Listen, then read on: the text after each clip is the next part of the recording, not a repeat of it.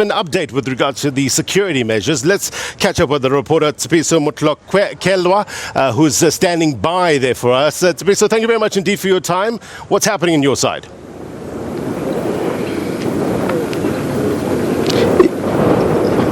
Yes, I can hear Blaine. So you're live on the agenda. Tell us what's happening in Mahikeng with regards to the security situation there. Okay, Blaine, we are here in Mahikeng, as I alluded earlier on this morning. With me here in terms of the security across the province, what will be happening as we are 20 minutes less to go to the polls tomorrow. Then I do have the Commissioner General for the Police, General Ketlasitole. General, how many police officers will be on bed and which areas have you prioritized? Yeah, thank you very much. Firstly, nationally, the two provinces prioritized is Northwest as well as KwaZulu-Natal. In Northwest, we've prioritized 8 areas, which we also refer to as hotspot areas. And our total deployments, except other interventions, it's over 5,000 that is complement deployed in this province. Some areas in the province have been identified as a hotspot. Then can you please lay out your plans as of such areas? How many are you dealing with them? Okay, because of security measures, I'm not going to give all the security details. But what I can give you for now is that for all of the hotspot, the stabilization interventions deployed from both national as well as the province, and that is also supported by defense complement in terms of the integrated forces. While we have deployed on the stabilization intervention to look at those particular crimes, we have also deployed members of the police to secure those particular voting stations. In Kagisano Molopo, in Khanyesa to be specific, there have been the unrest, the battles between the police officials and the residents. How are you planning to intensify your security in there?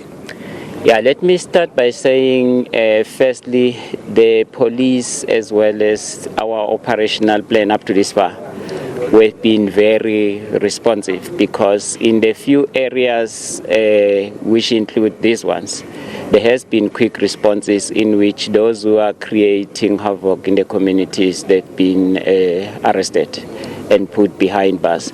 But in terms of intensifying, for all the hotspots, there's continuous intelligence given on a daily basis. Once we receive such intelligence, then we increase, that is the deployments. And our deployments are moving from normal policing to medium and as well as high risk in terms of those responses. Commissioner, can you assure the nation that tomorrow's elections will be incident-free? Yeah, I want to say firstly, the constitutional right of the South Africans to have free and fair voting is guaranteed.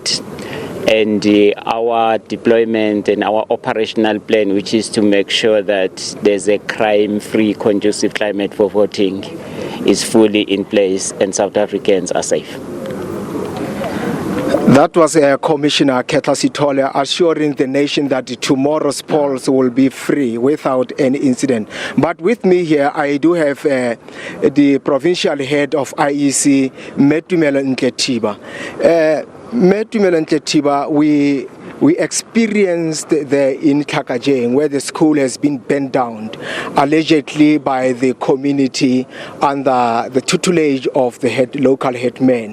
What's your plan of tomorrow as you are 20 hours down to the polls? The unfortunate incident you referred to happened last week, and we have already provided a temporary voting station because we had 10 home visits that we had to conduct yesterday and today.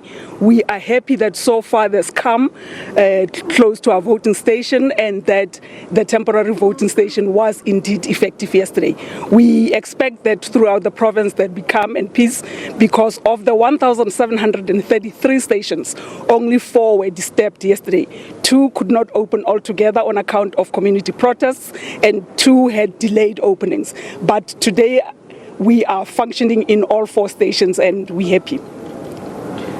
If it happens, tomorrow something happen, are you have any contingency plan? Because in Taung at Batlapimbaka Pudu Hutswana, they just hinted they maybe not go to the polls. They've just made the threats. What's your plans about that? It is possible that South Africans might feel disgruntled and say that they are not going to vote. That is their democratic right to do so.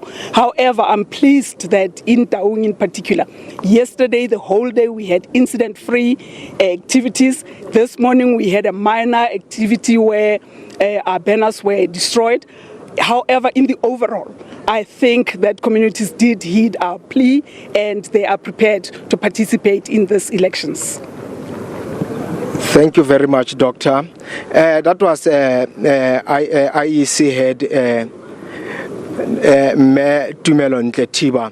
And lastly, with me, I do have Dr. Mpho Motlhabane, just to lay up the final plans about the tomorrow's elections, and then will just tell us, Doctor, how prepared are you, particularly in the province, in the Mahikeng? I think we declared our readiness yesterday, last week as a province, but also from this Prof Joints meeting, we started planning. We're ready. You can see our integrated approach to ensure that the elections are secured and are free and are credible. Law enforcement agencies are here. All of them, including various components of departments. We're working in unison, in singularity, to ensure that we respond to any situation that might come or might arise. Thank you, Dr. Motlhabane. With that is back to you, Blaine, to the studio. SABC Motlohelwa, thank you very much indeed. Coming just live from Mahikeng, giving us an update with regards to the security situation in the country, not only in Mahikeng, but generally in the country. You heard from the police commissioner there talking about the stabilization interventions that are in place. We know that certain hotspots, high-risk areas ahead of the elections have been identified. That was KwaZulu-Natal and the Northwest. But as you heard from the commissioner, they are confident that they can get this elections off without a hitch, and stabilizations, interventions in place, so you can be rest assured that these elections will be safe. Let's go check in on the situation in Limpopo now.